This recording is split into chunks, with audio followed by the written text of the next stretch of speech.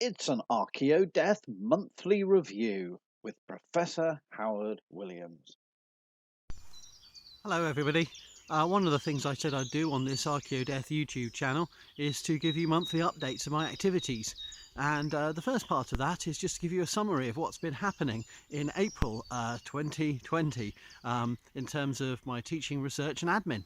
Well, I must say we're in the second month of the lockdown, and things are obviously pretty stretched, trying to manage everything with home life, work life, learning how to teach digitally, recording videos, interacting with students, supporting student learning.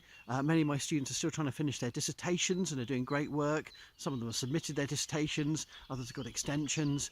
And then we've also got students working on essays, their final essays, and I've started my marking now of their work. So all of that teaching and learning side of things is ongoing, and the marking side of life. Meanwhile, I've been trying to keep up with some of the admin that I'm expected to do. I'm program leader of the MRes Archaeology, so I've been interviewing prospective students, and excited to see the new students are going to be coming in October, thinking beyond the lockdown and thinking about their learning and future. Obviously I teach also on the MA Archaeology of Death and Memory at the University of Chester, so we've got students interested in doing that as well. So that side is one area I've been working on, balancing all else. The other area, of course, is some research, and I have been busy learning how to do YouTube, learning how to produce videos in a simple and staged way, structured way I should say. I don't know how staged it is, but in a structured way. A mixture of debates, a few fieldwork reports, field visits, and also of course trying to flag up some of my past publications and what I think they're about and what I think they've achieved, trying to emphasize not only my editorial and research endeavours, but also showing my links to other scholars as well and their work. So hopefully in this lockdown time those videos together give you a sense of the range of things I do and the range of work that goes on in the field of mortuary archaeology and the fields of archaeologies of memory and death and commemoration, all that kind of gubbins. So that's been going on. I've been learning how to communicate, doing a bit digital outreach, if that's what you call it. Also, I've been busy editing and writing. I'm working on a number of projects simultaneously at the moment. I'm working on a festschrift for a now passed away colleague, Professor Di Morgan Evans. I am also working on Offa's-Dyke Journal, Volume 2, of where we've had some exciting content in, and I've been editing away. That's due out later this year. The Offa's-Dyke Journal is a specialist journal, but also far-ranging, looking at frontiers and borderlands, past and present, heritage, archaeology, history, and other disciplines, dimensions will be appearing in that journal. So that's been an ongoing endeavour. And I've also been editing the 4th University of Chester Archaeology Student Conference Proceedings, and I'm co-editing with 2 students, one former undergraduate student in the cohort who presented at the 4th conference last year on the public archaeology of frontiers and borderlands, and a current postgraduate student, a doctoral researcher. So Kieran Gleave and Pauline Clark are my student co-editors, and we're moving forward with that project, and we're getting papers in, we're editing them. And as part of writing, I've been writing a pairing of papers for that proceedings, one of which is an overview of the public archaeology of Wattsdyke, and I presented on that at the 4th of April special offer event, and I've just written that and submitted that to my co-editors for evaluation and maybe peer review if they think it's okay. And also a back-to-back paper, a follow-on from that. I'm co-authoring a paper with John G. Swagger, the archaeologist and artist, who is, we're working together to create a heritage comic to communicate Wattsdyke to new audiences. So we've just written up a piece on that that's going to appear in the book, The Public Archaeology of Frontiers and Borderlands, which is going to be forthcoming.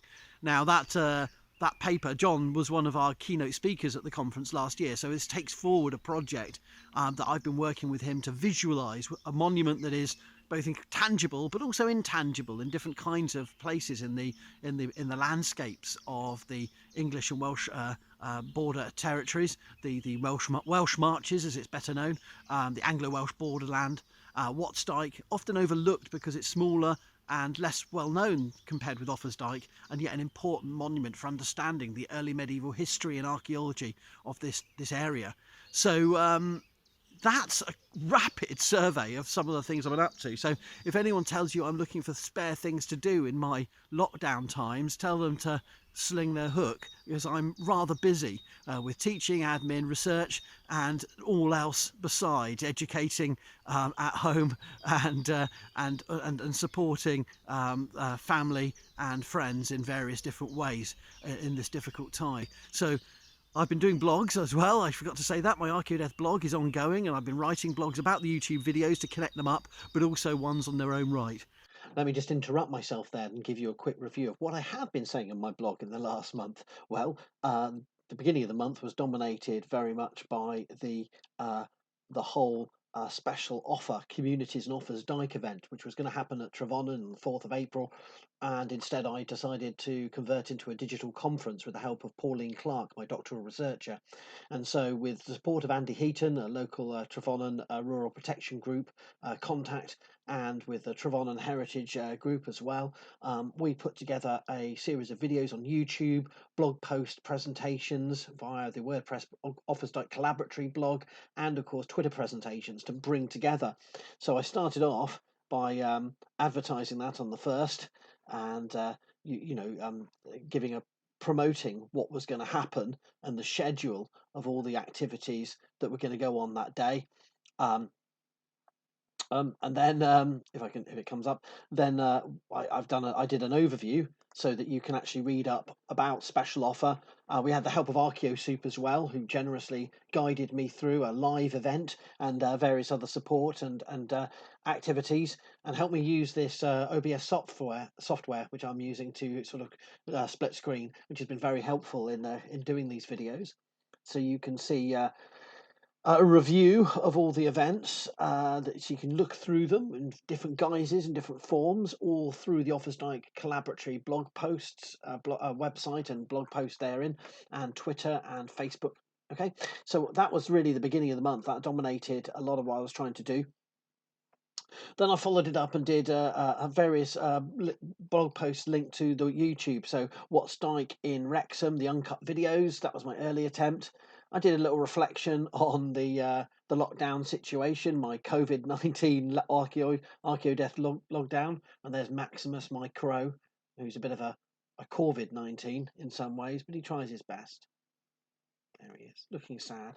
And I just put together some photographic impressions of my experience of lockdown daily exercises and exploring the local environment from a kind of dystopian perspective.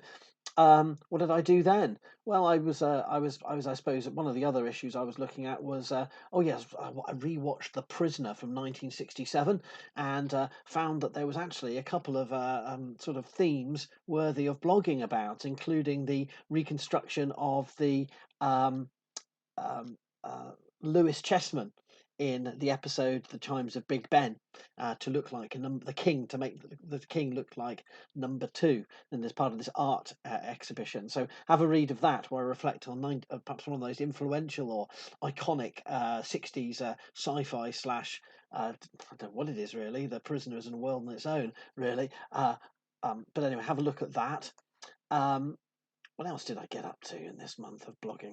Oh yes, I reflected on social distancing the dead, and I made a strong argument which I've YouTubed about. I've done a video about why and how we should still allow access to cemeteries, and not just for mourners and for the burial of the dead, for educational purposes, for leisure and recreation too. Those aren't dirty ways or incongruous ways of using a cemetery, and we shouldn't be maintaining this stigma against going into cemeteries. I must say, a lot of what I said on Archaeodeath was reflecting on YouTube. I introduced my rationale for being here. I then outlined some more YouTube videos, but I also looked at the village graveyard in the Prisoner TV show. A rare insight into the graveyard of the place where the dead of this this prison, this open air prison, seemingly benign but sinister. Where how the graves and the funeral and of the jubilance of the funeral with a march being played by a brass band as the coffin is taken to the cemetery, sort of denying and defying mourning and traditional funerary practice and its sobriety. So I thought that was a very interesting and uncanny aspect of the TV show. That was in the opening episode of Rival. I then looked at lovelocks and memorial benches, reflected on a pre-lockdown field trip. I talked about walking on the dead, the Walking Dead, the reuse of gravestones as paving slabs in churchyards, a widespread phenomenon, and one which I've seen and discussed, and I have a blog post which I call Zombie Graves. I then do some retrospectives on my past research linked to my videos, so Archaeologists and the Dead again. And early medieval stone monuments revisiting the past and the past, revisiting some of my older research. And I've finished my blog post review here by saying I did a review of What's the Point of the Last Kingdom. Season 4 is coming up, so I did a review of my previous blog post on seasons 1 to 3, taking you through and with links to previous series, and that was a blog post. That was a video and a blog post together. So that's my little review of what I've been doing in the last month on Archaeodeath, and I'm looking forward to writing more on WordPress and also doing some more YouTube videos through May. So do drop into the blog, on the WordPress blog, and have a look at some of my posts, and I'll be continuing to give you updates per month, and I will give you some information about past content too in my sort of reviews of past debates and issues I've raised on the Archaeodeath blog. If you enjoyed this video, please consider subscribing to Howard Williams on YouTube. In addition, consider following the Archaeodeath WordPress blog at howardwilliamsblog.wordpress.com.